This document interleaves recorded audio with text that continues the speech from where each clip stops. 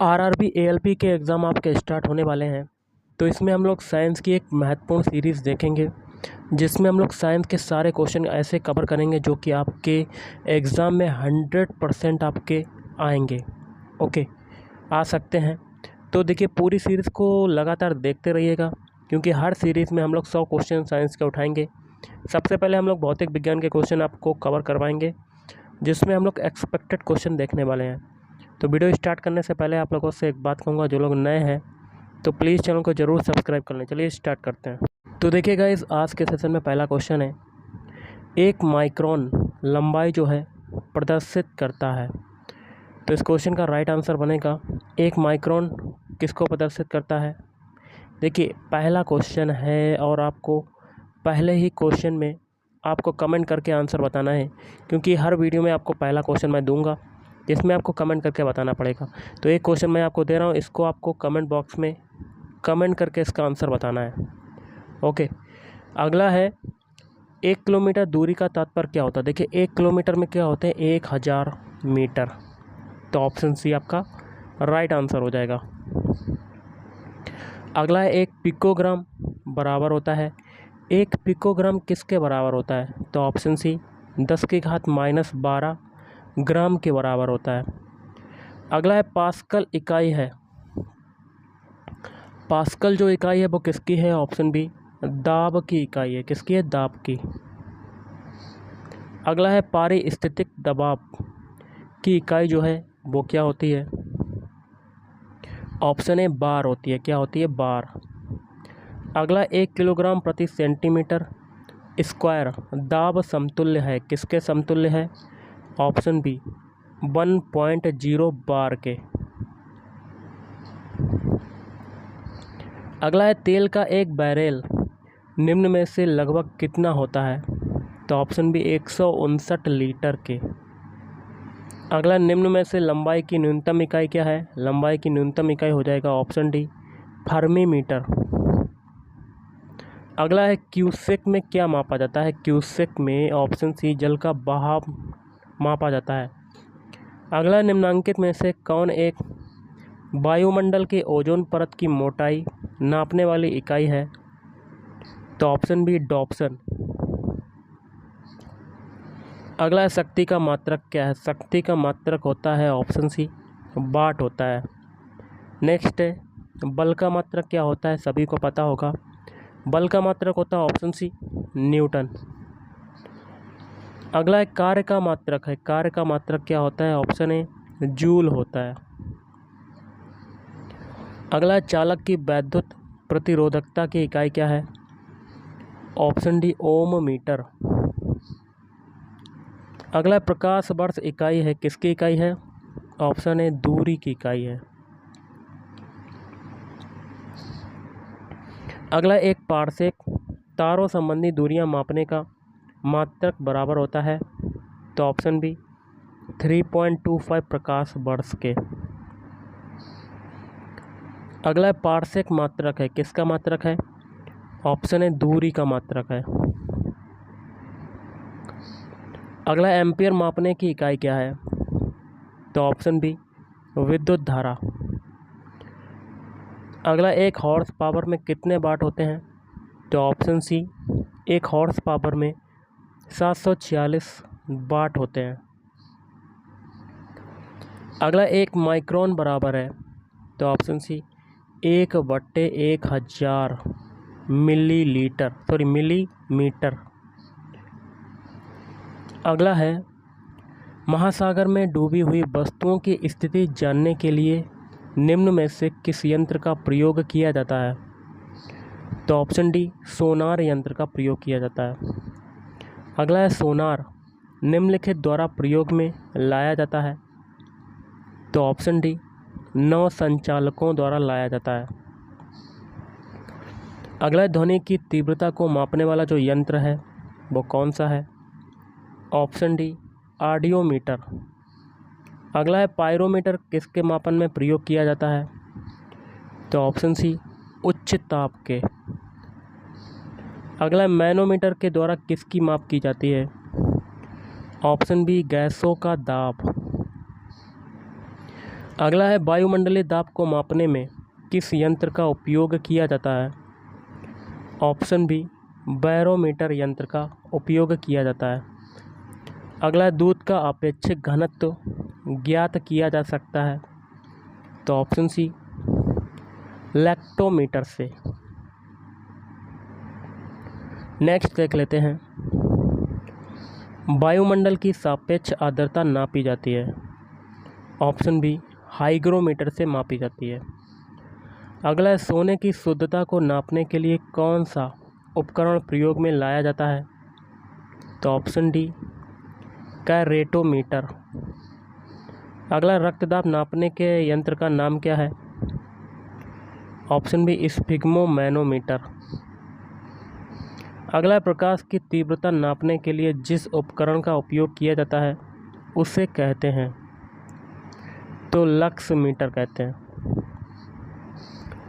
अगला राडार उपयोग में आता है, तो ऑप्शन सी रेडियो तरंगों द्वारा वस्तुओं की स्थिति ज्ञात करने में।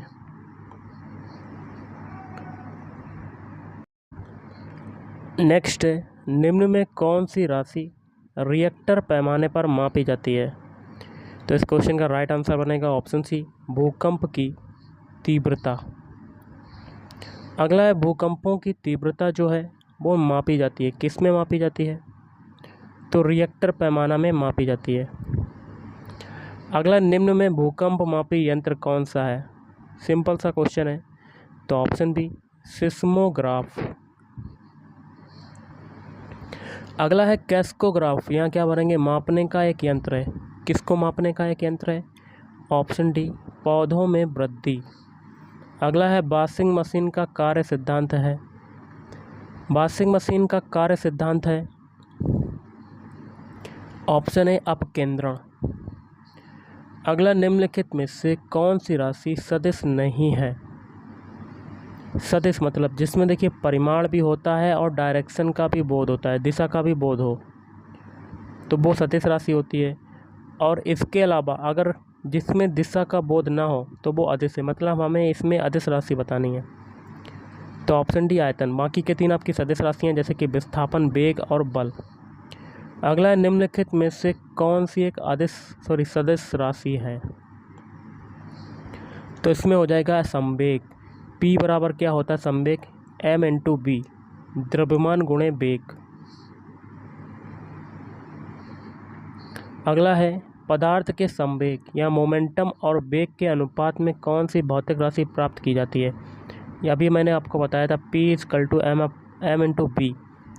तो देखिए पदार्थ के संवेग मतलब P और वेग के अनुपात मतलब अपॉन b से कौन सी भौतिक राशि प्राप्त करते हैं? तो m मतलब द्रव्यमान, तो option C is right answer. अगला है बल गुणनफल है, तो किसके गुणनफल होता है? F बराबर ma द्रव्यमान गुणे त्वरण के, तो ऑप्शन बी द्रव्यमान और त्वरण का। अगला ऊर्जा संरक्षण का आशय है कि, तो ऑप्शन डी आपका राइट आंसर। ऊर्जा का ना तो सृजन हो सकता है और ना ही विनाश। अगला एक ट्रेन जैसे ही चलना आरंभ करती है उसमें बैठे हुए यात्री का सिर पीछे की ओर झुक जाता है, इसका कारण क्या है? ऑप्शन बी गति का जड़त्व।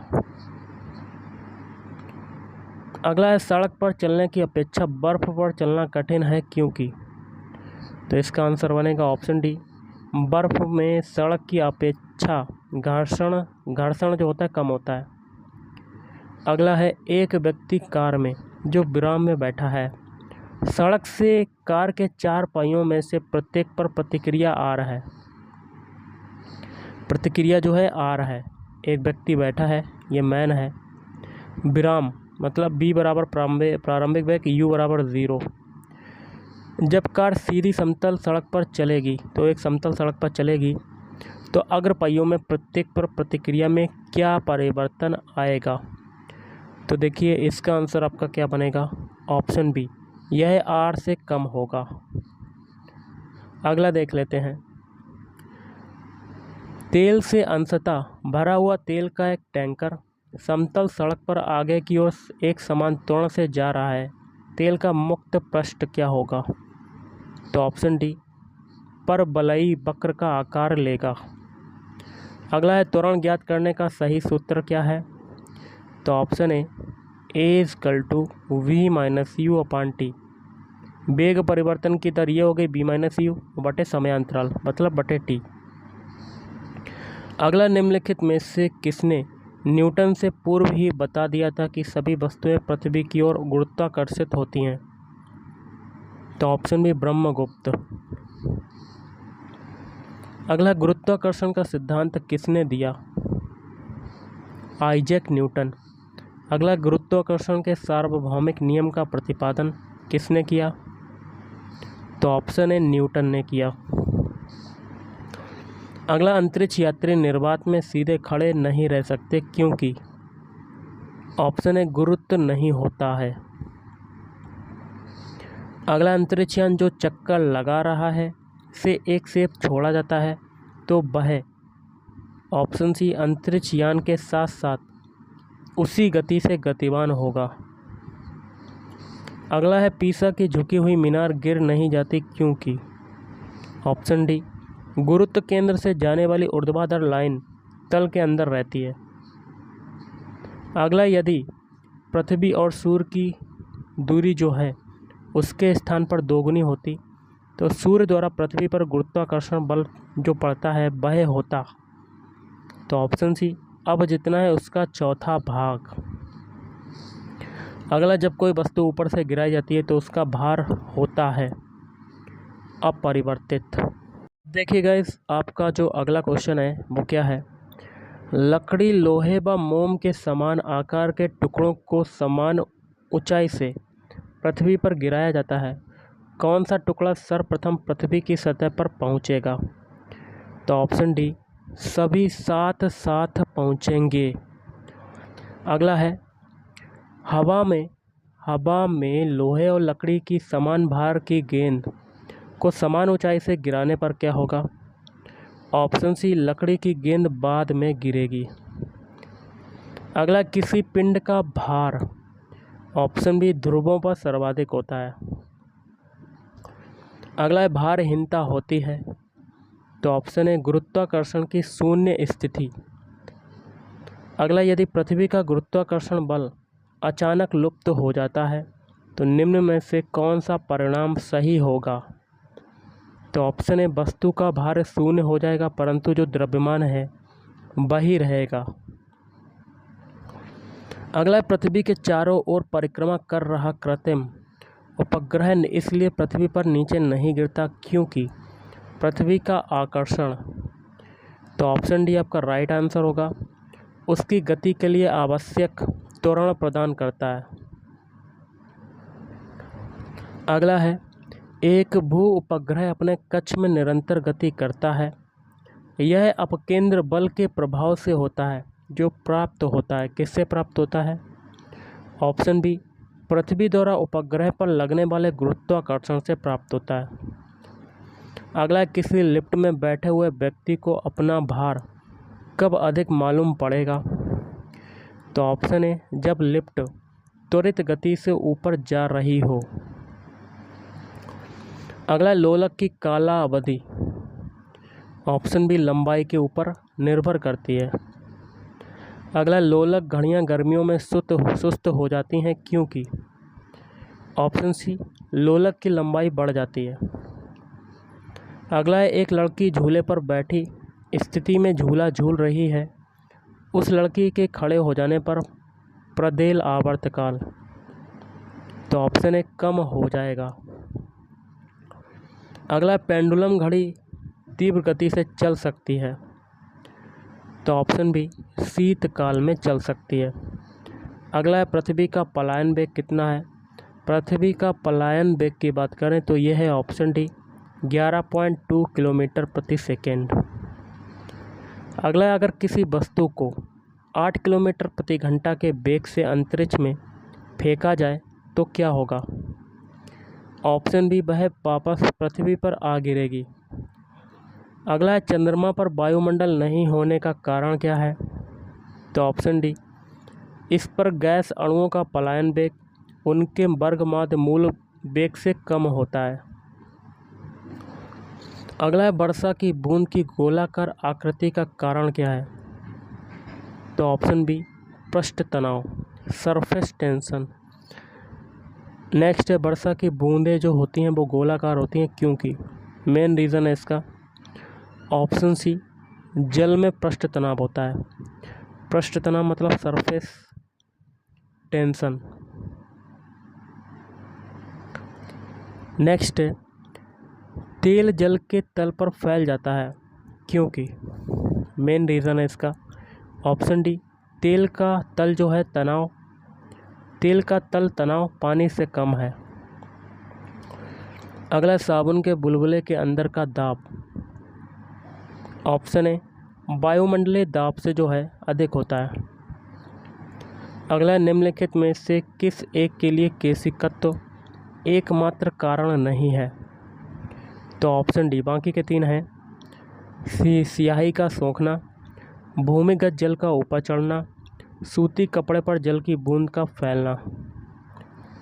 अगला है बत्ती वाले स्टोव में केरोसिन के बत्ती में ऊपर चढ़ने का कारण, तो ऑप्शन सी पृष्ठ तनाव।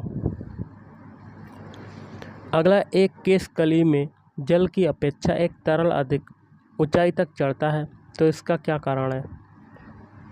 ऑप्शन डी तरल का पृष्ठ तनाव जल की अपेक्षा ज़्यादा है। अगला जब किसी झील की तली से उठकर वायु बुलबुला ऊपरी सतह तक आएगा तो उसका आकार, ऑप्शन ए बढ़ जाएगा। अगला हवाई जहाज से यात्रा करते समय पेन से स्याही निकलने लगती है, ऑप्शन ए वायु दाब में कमी के कारण। अगला ऑटोमोबाइल्स के हाइड्रोलिक ब्रेक के कार्य करने का सिद्धांत है पास्कल का नियम। अगला बैरोमीटर पठन में अचानक गिरावट हो जाने से निम्नलिखित में से कौन सी एक मौसम दशा इंगित होती है? तो ऑप्शन है आपका राइट आंसर तूफानी मौसम। अगला है कड़े जाड़े में झील की सतह हिमशीतित हो जाती है किंतु उसके तल में जल द्रव अवस्था में बना रहता है, यह किस कारण से होता है? तो ऑप्शन है बर्फ ऊष्मा की कुचालक है। अगला है शीतकाल में जब झील की ऊपरी सतह का पानी बर्फ में बदल जाता है फिर भी जलीय जंतु जीवित रहते हैं क्योंकि, ऑप्शन डी आपका राइट आंसर बनेगा पानी का घनत्व 4 डिग्री सेल्सियस पर सबसे अधिक होता है जिससे बर्फ़ की ऊपरी सतह के नीचे पानी रहता है। अगला है बर्फ़ जमी झील के अंदर मछलियां जीवित रहती हैं क्योंकि मेन रीज़न इसका है ऑप्शन सी झील की तली पर जल नहीं जम पाता है। अगला वस्तु की मात्रा बदलने पर अपरिवर्तित रहेगा, तो क्या अपरिवर्तित रहेगा? ऑप्शन डी घनत्व डेंसिटी। अगला है किस ताप पर पानी का घनत्व अधिकतम होता है? तो ऑप्शन ए 4 डिग्री सेंटीग्रेड पर। अगला है लोहे की कील पारे पर क्यों तैरती है जबकि वह पानी में डूब जाती है? ऑप्शन सी इसका राइट आंसर बनेगा लोहे का घनत्व पानी से अधिक है तथा पारे से कम। अगला है जब सुई पानी में डूब जाती है जबकि लोहे से बना जहाज पानी पर तैरता है क्योंकि, ऑप्शन डी सुई का आपेक्षिक घनत्व उसके द्वारा हटाए हुए पानी के आपेक्षिक घनत्व से अधिक हो जाता है। नेक्स्ट है लोहे की सुई पानी की सतह पर किस कारण से तैरती है? तो ऑप्शन बी पृष्ठ तनाव के कारण। अगला जब कुएं से पानी की बाल्टी को ऊपर खींचते हैं तो हमें महसूस होता है कि बाल्टी, ऑप्शन ए पानी की सतह से ऊपर भारी हो गई है। अगला है बादलों के वायुमंडल में तैरने का कारण क्या है? उनका कम क्या होना चाहिए? कम घनत्व। अगला है समुद्र में प्लवन करते हुए आइसबर्ग का कितना भाग समुद्र की सतह से ऊपर होता है? तो ऑप्शन है 1/9 भाग। अगला है पानी के एक गिलास में एक बर्फ़ का टुकड़ा तैर रहा है, जब बर्फ़ पिघलती है तो पानी के स्तर पर क्या प्रभाव होगा? वह ऑप्शन सी उतना ही होगा। अगला है पानी के 4 डिग्री सेंटीग्रेड पर शरीर तैरता है, यदि तापमान 100 डिग्री सेंटीग्रेड हो जाए तो क्या होगा? ऑप्शन है शरीर डूब जाएगा। अगला है समुद्र में नदी की अपेक्षा तैरना आसान होता है, क्योंकि समुद्र जल नमकीन होता है इसलिए। अगला, जब कोई जहाज़ नदी से सागर में घुसता है तब क्या होगा? ऑप्शन है वह कुछ ऊपर उठता है। अगला है प्रकाश विकिरणों की प्रकृति होती है तो कैसी होती है? ऑप्शन सी तरंग एवं कण दोनों के समान। और प्रकाश की गति है तो इस क्वेश्चन का राइट आंसर बनेगा ऑप्शन सी 3 × 10⁸ मीटर प्रति सेकेंड। अगला है प्रकाश की गति किसके बीच से जाते हुए न्यूनतम होगी? तो ऑप्शन है कांच। और आज का लास्ट क्वेश्चन है, सूर्य के प्रकाश को धरती की सतह पर पहुंचने में लगने वाला समय लगभग है 8.5 मिनट। तो गाइस आज के इस वीडियो में इतना ही। थैंक यू, धन्यवाद।